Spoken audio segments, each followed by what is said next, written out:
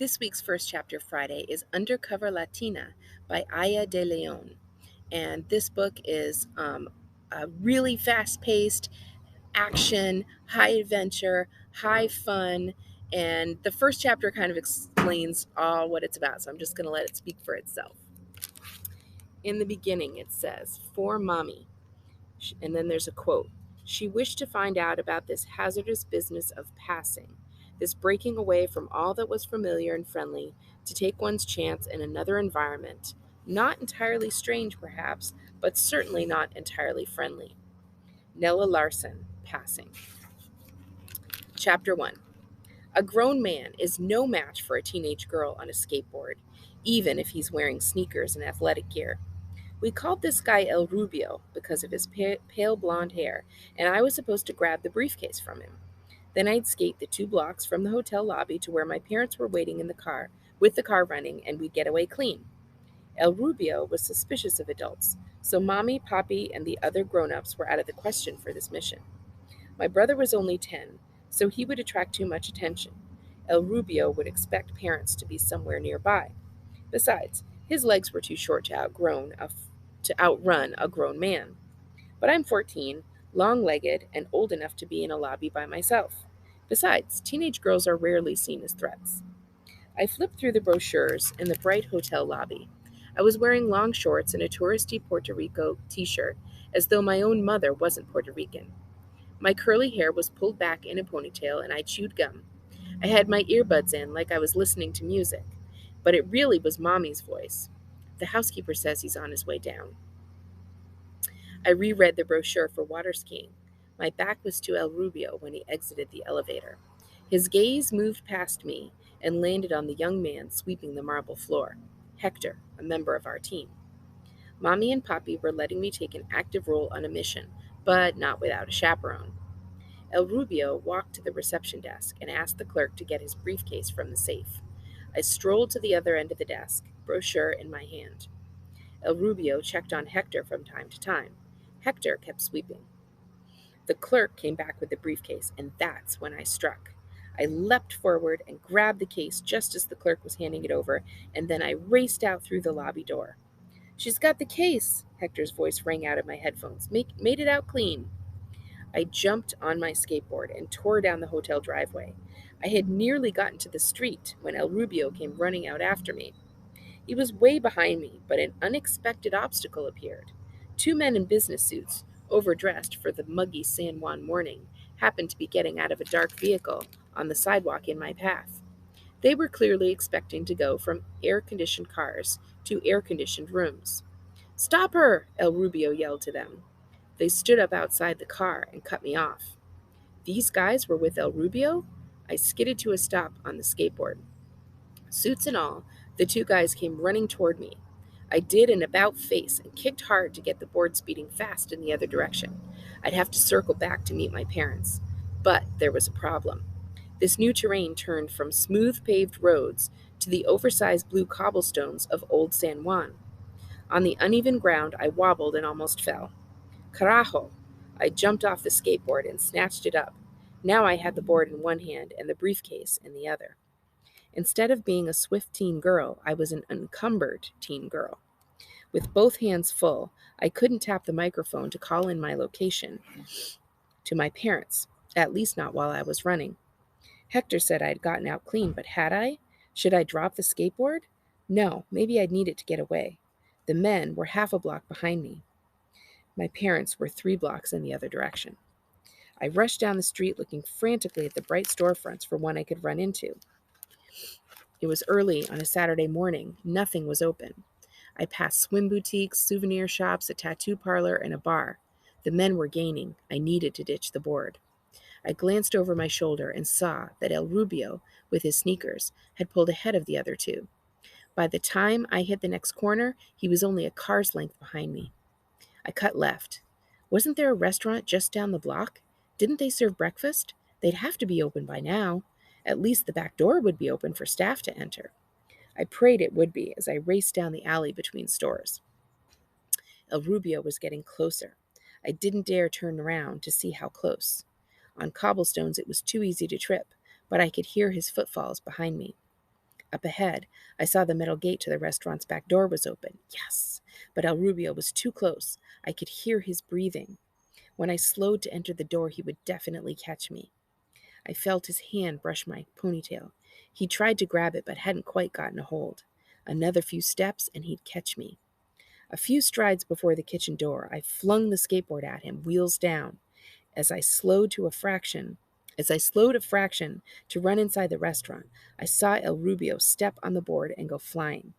The closer of the two men in suits crashed into him. I yanked open the door as the third man stumbled into the pileup. A middle-aged woman stood at an island in the center of a narrow kitchen making pastries. "Senora," I rasped in Spanish through heaving lungs, "there's a man chasing me. Can you help?" She looked from my eyes to the briefcase in my hand. She nodded once, quickly, and motioned for me to duck down and hide on the far side of the kitchen island. My heart was pounding. I had to struggle to breathe quietly after all that running.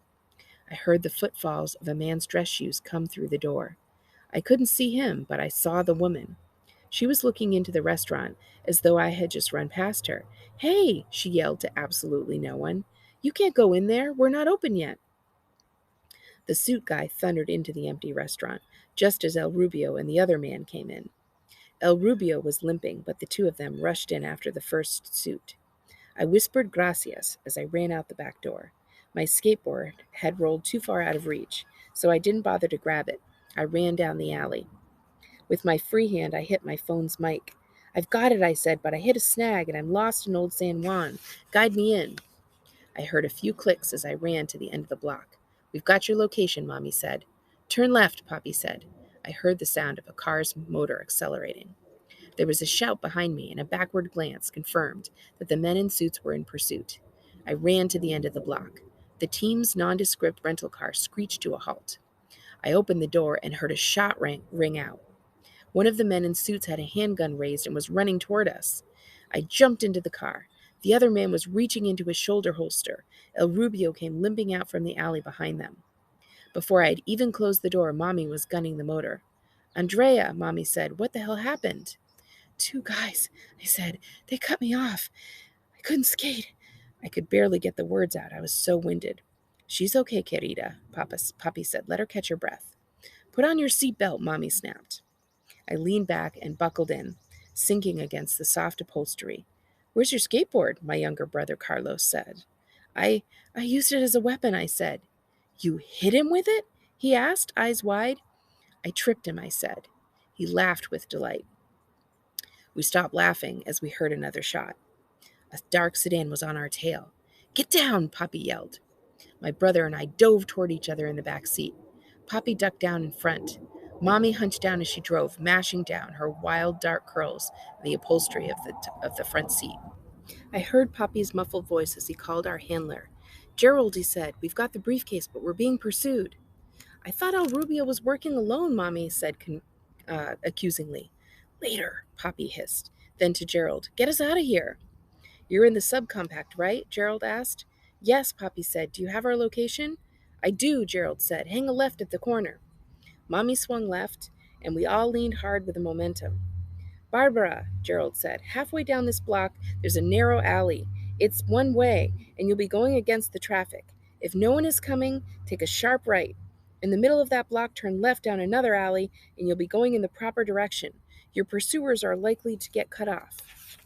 Mommy slowed a little, and we looked down the block. A blue car had just turned into the alley from the far end, but there was time for us to get through. Perfect. Mommy cut a hard right, and we lurched in the other direction.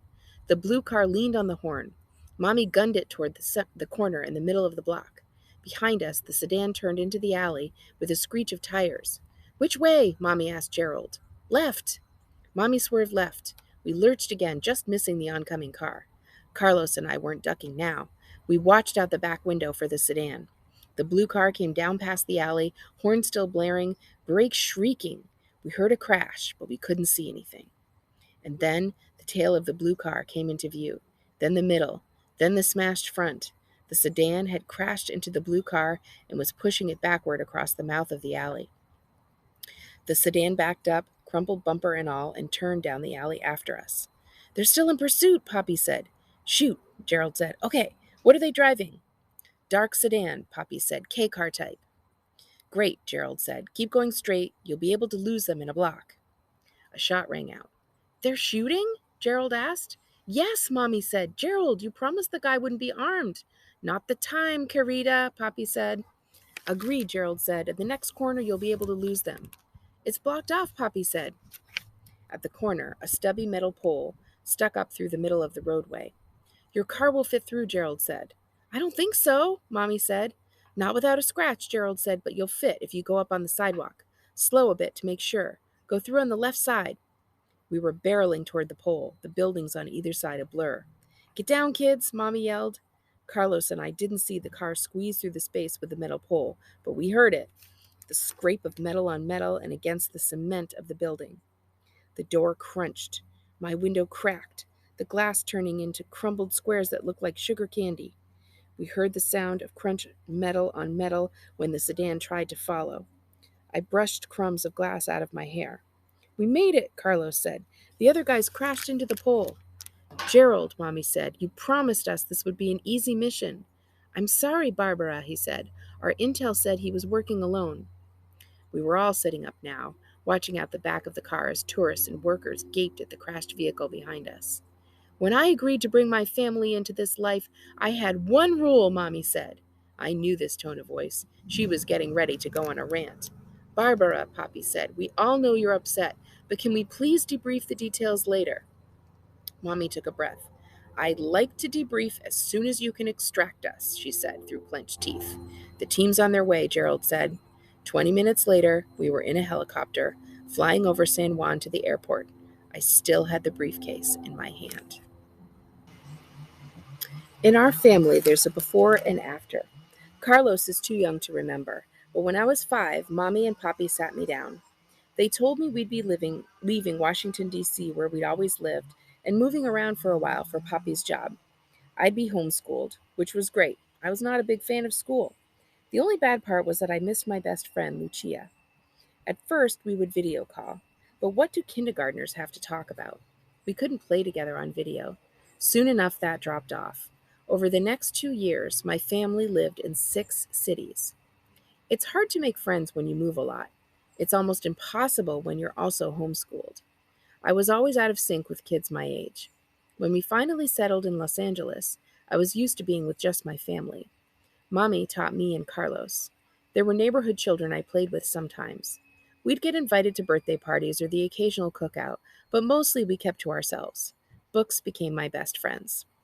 Poppy worked a lot, often traveling, but when he was home, he helped teach us.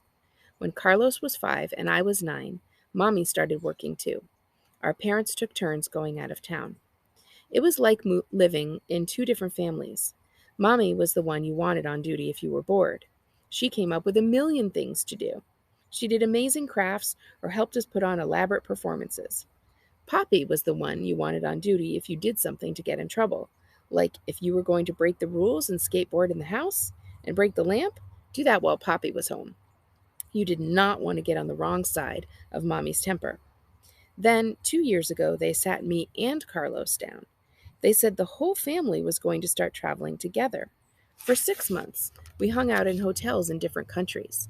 Mostly it was like being on vacation, but occasionally Mommy or Poppy would go out alone. Carlos didn't ask questions. He was just happy to be going places that had a pool. But I got curious. When Mommy and Poppy spoke to each other, they sometimes referred to their work as the factory. What did the factory make? What did Mommy and Poppy do for the factory? How come we never had gone to any actual factory? The answers I got were vague, about reviewing the quality of different hotels and then writing reports about them. Seriously? Is that even a real job? And why would that make them so tense sometimes? It didn't add up. One night we were in a hotel room in Houston, Texas. Poppy and Carlos were snoring. I heard Mommy get out of bed. The nightstand clock said it was almost midnight. Where was she going? The moment she closed the door, I slipped out of bed and pulled on my jeans. I was a few steps behind her. Mommy, wait, I said, stumbling down the hall toward the elevator. Andrea, she hissed, get back to bed. No way, I said. You don't need to go out at midnight to review the quality of this hotel. What's going on? The elevator dinged. Go back to the room, she said. No, I said. I'm 12. I'm not a baby like Carlos. What's going on in our family? Mommy looked at her watch. Her eyes flitted to the closed door of our room. Fine, she said. You need to do exactly as I tell you. She pulled me into the elevator and barked quick instructions. I stood there and nodded. What had I just done? Did I really need to be involved in whatever this was? Per her instructions, I stormed off the elevator and past the front desk, yelling, You treat me like a baby! You never let me do anything! I tore through the lobby and bumped into a tall man, knocking him over. Mommy put out a hand to help him up. She chased me out the door and into the muggy Texas night. I wasn't sure where to go. Were we still acting? Come back here, Michelle, she yelled after me. Michelle? Was I Michelle? I kept storming away. She caught up to me and grabbed my arm. She spun me and pulled me toward her. Act like you're upset, she murmured. Pretend you're crying. I just can't take it anymore, I wailed into her chest. Oh, honey, she said. I'm so sorry about everything. What's happening? I asked in a quiet voice. You're an FBI agent or something? Keep pretending to cry, she said. Not FBI. We work for an independent organization. There's no factory, I asked. The factory is the organization. Now pretend we've had a breakthrough. Michelle, I threw my arms around her. It really was a breakthrough. She trusted me enough to tell me the truth. When I hugged her, I meant it. Back in our hotel bathroom, we sat on the tile floor, and she showed me a microchip she'd gotten from the tall man in the lobby. What's on it? I asked. No idea, she said. How do you know it's not something bad? I asked. I trust the factory, she said. And what's the factory? It's an international intelligence organization that serves people of color. When you and Poppy went out of town, it was to spy? She nodded. You started working for them when we moved to LA? She shook her head. We worked desk jobs for them in DC, she said. I took time off when I had you and Carlos, but then the political situation, well, they needed us again. Since spies usually work alone, a person traveling with a family is kind of like hiding in plain sight. We're part of your cover, I asked. You were, she said, but now that you know, you're a spy too, and you can't tell anyone. I was homeschooled. Who was I going to tell? Within 6 months, she and Poppy brought Carlos in on it, and we were a family of spies. So, this is an awesome book. As you can tell,